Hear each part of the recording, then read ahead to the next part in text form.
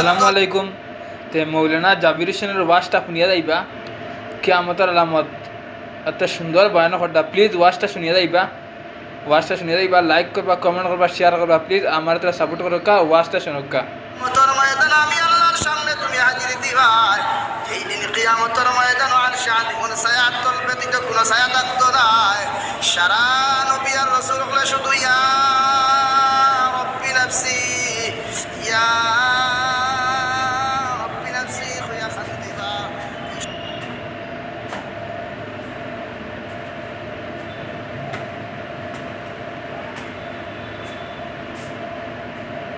তাই তো আমার আল্লাহ তাআলা ফরমান ওয়া ইন্নামা তুওয়াফাউনা উজুরাকুম ইয়াউমাল কিয়ামা।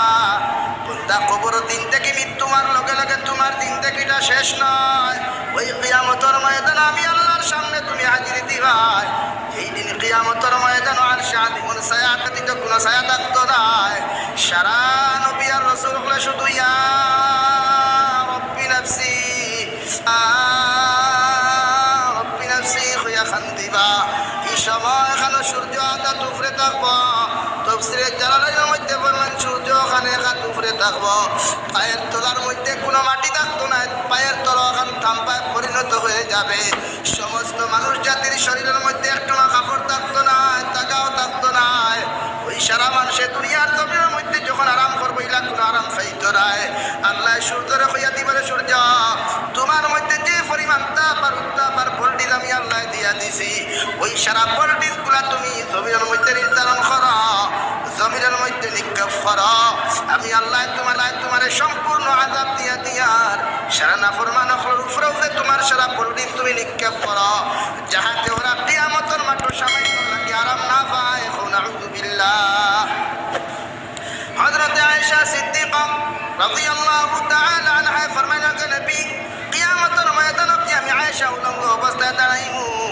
আল্লাহর নবী জনাব নবী করিম সাল্লাল্লাহু তাআলা আলাইহি ওয়াসাল্লাম ফরমায়, ও আয়েশা কিয়ামতের ময়দানে তুমি নবীর মেয়ে হওয়ার নবীর ছেলে হও না কেন, নবীর স্ত্রী হও না কেন, ওই কিয়ামতের ময়দানে সারা মানুষ কিয়ামতের দিন উলঙ্গ অবস্থায় দাঁড়াইব। নাউযু বিল্লাহ। হযরত আয়েশা কইলেন ইয়া রাসূলুল্লাহ, ওগো আল্লাহর নবী কিয়ামতের ময়দানে আমি আয়েশা যদি উলঙ্গ অবস্থায় দাঁড়াই, সারা মানুষে তো আমি আয়েশার শরীর খান্তা দেখি লাইবা।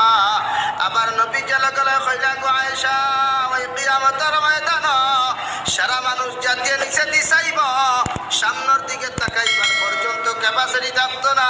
নাউযু বিল্লাহ।